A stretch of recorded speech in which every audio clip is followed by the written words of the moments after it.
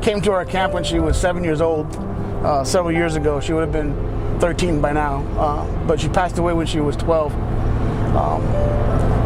She just kind of walked into her life. SadieBug was the definition of the term bald is beautiful.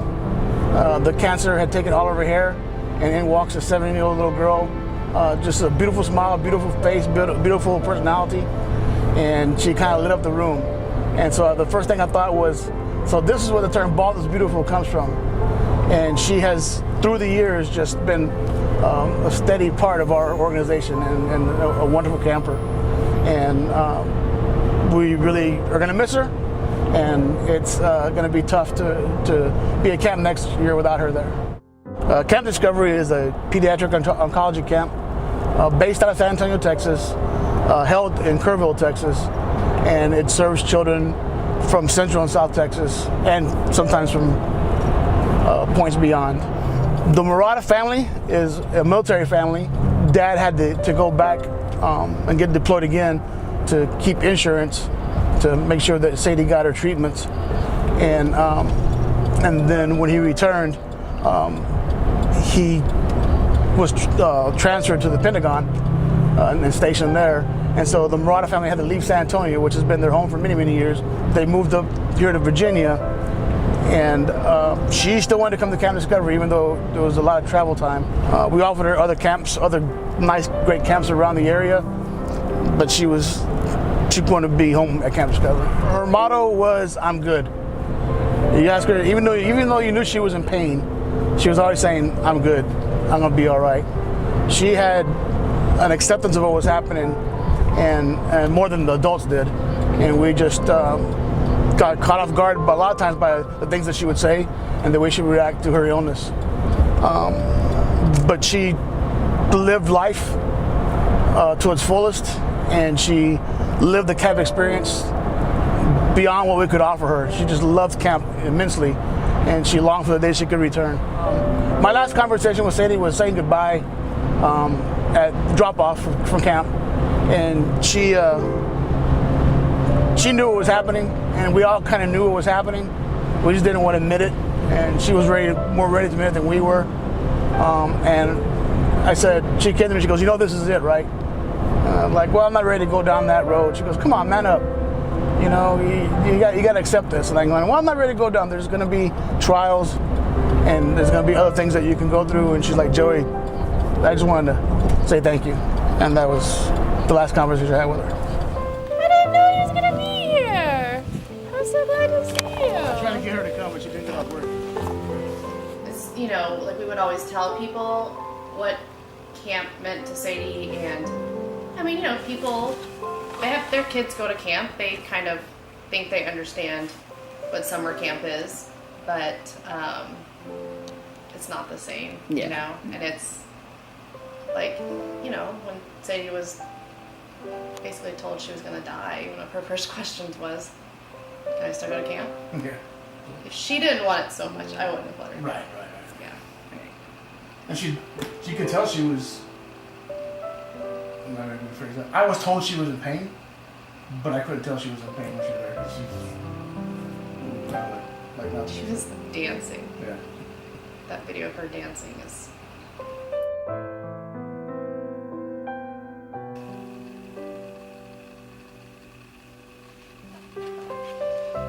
Oh. That picture. That's a good picture. That picture is... You know what? All she was saying was thank you. Thank you, thank you.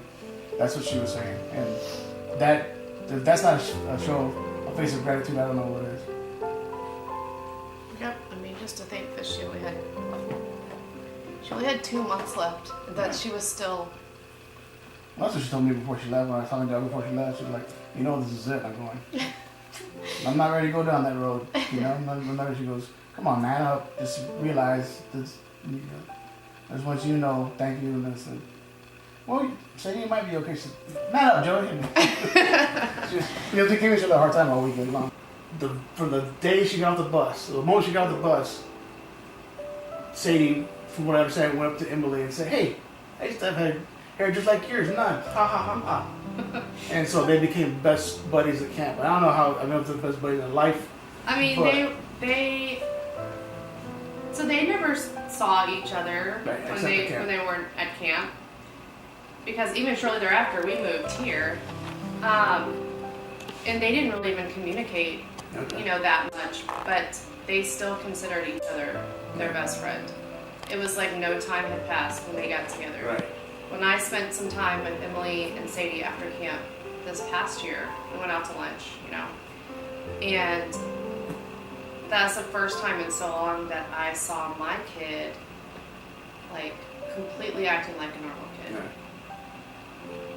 And it was so cool Yeah. to like hear her just talk about normal kid stuff and smile and laugh and okay, so I didn't know Joey was coming. Yeah. I didn't think you well, I know you didn't know Joey was coming, but usually you're like, I don't know, did somebody tell me and I just didn't remember. Hey, how's it going? All right. KOA care camps.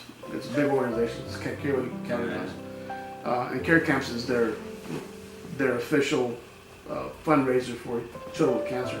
And they've been part of us for several years now. COCA is the organization that we're involved with. And COCA, the Children's Oncology Campaign Association International, the conference that we were in Baltimore for. We tried to get y'all to come up. That was a busy. But they kind of partnered up with COCA to help, you know, raise money for oncology camps. Every camp from across the country and then from Canada and wherever else comes in internationally sends quilt squares, and I take the quilt squares and I separate them out. In fact, Lindsay Davis' daughter helped us separate those out for the last time, and we separate them out so that every camp is represented on every quilt. And if we have enough, then we'll put, you know, if we don't have enough, we'll put 2 quilt squares per camp or whatever. And so they would go for a couple $1,000s. And so this year, you know, I didn't have any part of the pattern. Jennifer and I didn't have any part of the pattern. We took all the squares up, dropped them off. I also dropped them off, and we just told Mama Moss, who used to be the camp cook at Discovery, and said, just, you know, come up with something cool. Just come up with something creative. And she says, okay. And so while the quilts were being made is when Sadie passed away. And so we went up to get the quilts to take up to the conference, a couple weeks before the conference, and the first one was opened up. It was just, you know, horseback riding and canoeing and things like that. And then opened the second one up, and I was just taken aback. I was at a loss for words. I got pretty emotional, and then Jennifer started crying, and Mom was going, "Do you not like it? What's going on here?" And I said, "So did you talk to anybody about this?" And she goes, "No." I said, "Did you hear about Sadie Murata?" She goes, "No, what happened?" I told her, and she then she had no idea what was going on, and then she became emotional. So I want to present this quote to you guys because now I'll tell you the rest of the story afterwards. When we opened it up, she put it over and I said, "Oh, cool, look, SadieBug's on there." And the more I opened it up, the worse it got for me. So, the more I opened it up, see, I saw this ladybug here, right? And I thought, man, that's kind of cool. How'd she know? But then this came across. So you can see that it's like everywhere. And it's like, where'd you? Cause she goes, I thought it was a cute pattern. And I was like, okay. She had no idea, huh? She had no clue. Wow. She had no clue.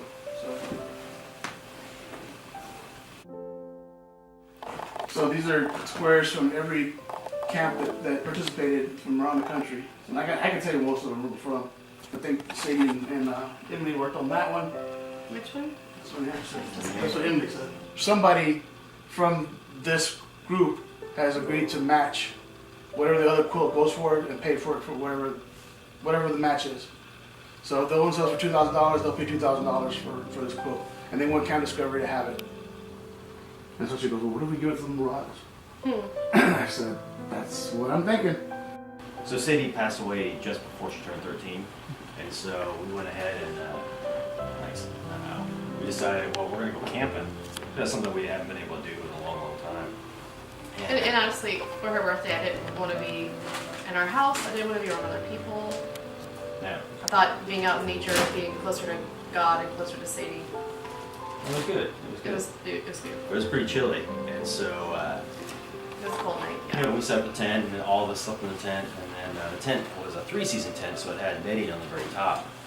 And in the morning, we woke up, and Jen and I are laying next to each other, and I look up, and the sun is just starting to come up, so I can start seeing shapes and things like that. And I see these little dots on the mesh at the very, very top. And I'm looking, and again, it's cold. There's no insects or anything out. There hasn't been any insects out. And so I stand up and I turn on the light and I look, and sure enough, there's ladybugs all over the top of it. 3 of them. Yeah. And so I woke her up, let her know, and I bawled. there were definitely tears on everybody's part. But so we definitely know she's around all the time. You see my daughter's post about the same one that she, ladybugs crawled on her arm during Yes. tests or something. Yep. Yes. I don't know. Yes, Yeah.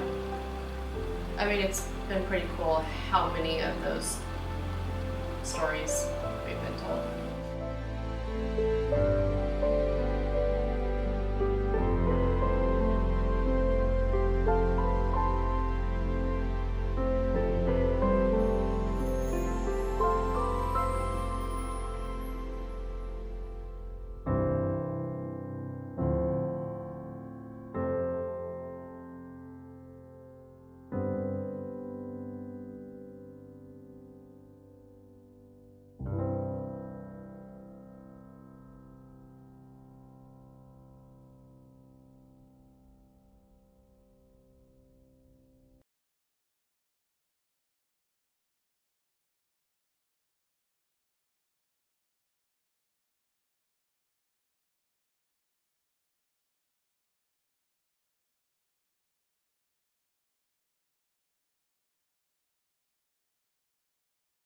We want to present the quilt to you and just hope that you get a lot of joy and value from it. Absolutely.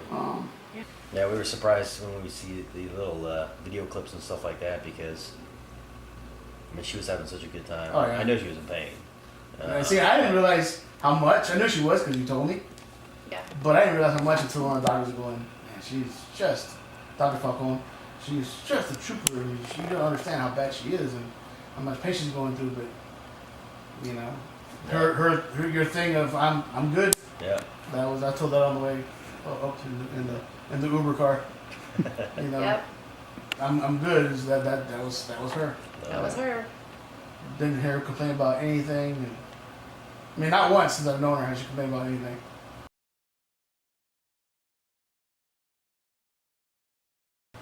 Is there like an average number of kids that y'all lose every year, or? Bad years are 7, 8. You know, this year will be, it's 3 so far. It's kind of heavy with Emily Crane. You know, it's the same kind of thing. People were afraid of Emily Crane because she had no hair. That's good.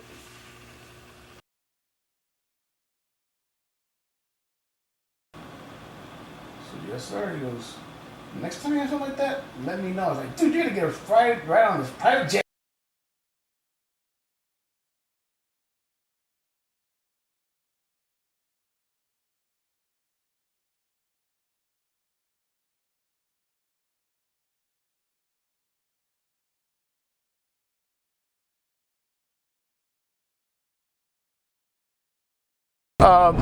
The COCA members, the couple people got together, and Don Golden thought it would be a good idea if we presented the quilt in person. And we talked about having you just come up and deliver it by yourself and film the process, or having somebody from Virginia or from Baltimore come in and do it because they're close. But Don thought it would be best if I could deliver it, and I said I'd be willing to deliver it myself. And so we're making a one-day trip to come out here and give a personal touch to delivering this quilt. And the family has no idea that you. But the family has no idea at this point in time that I'm here. They think you're coming by yourself, which isn't bad. No. But that's No, just it's going to be a great surprise. It's going to be awesome.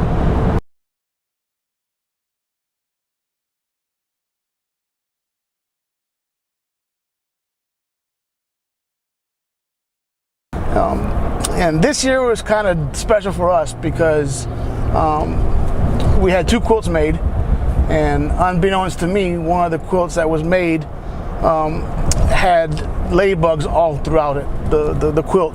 And that's special because we lost a camper a couple months ago, and her ladybug was her emblem, and her parents called her SadieBug. And so the quilt was presented to the COCA-I care camps at our conference, and somebody from COCA, or somebody's from COCA, decided they wanted to donate it back and give it to Camp Discovery. I decided, at my wife's prompting, because she reminded me pretty quickly, that we really had no use for it, because to be hanging in my office wouldn't get as much publicity or airtime, and we don't have a camp of our own to hang it at. And so we decided that we wanted to give it to the family, and we're going to present the SadieBug quilt to the family today.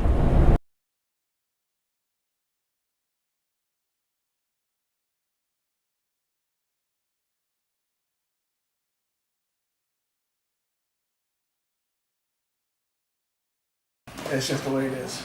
But instead of mailing that to you.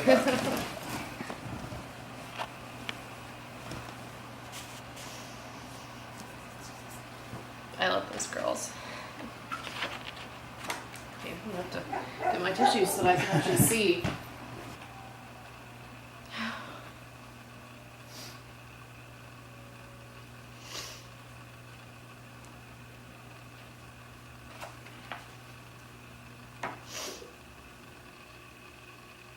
We have so many great counselors. Some really awesome people at this camp.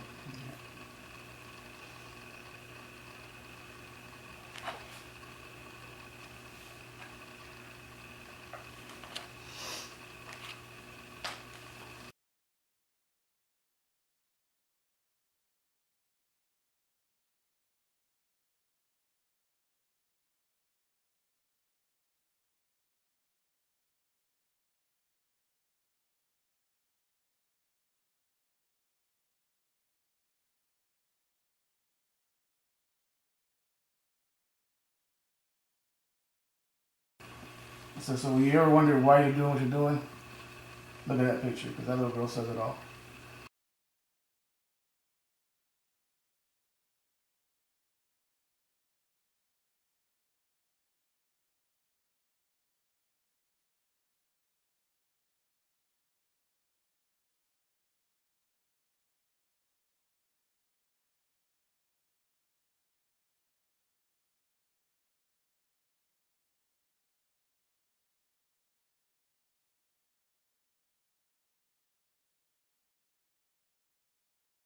When Sadie walked into our lives, the definition of bald is beautiful was that. Well, the next year, another little girl walked in, and it was the same thing. This is a beautiful little kid, and she's completely bald. And Sadie at the time had grown all her hair back, or most of her hair back. She had a cute little pixie. Right. Yeah. It wasn't growing full, but it was bare, more than bald. More than a crew cut looking thing. And Emily was not sure of herself at all. She was not confident. And I looked at the application beforehand, and Mom was saying that she can't make friends, and she's so antisocial, and she's doing all these things. And that's not the kid I saw at camp. And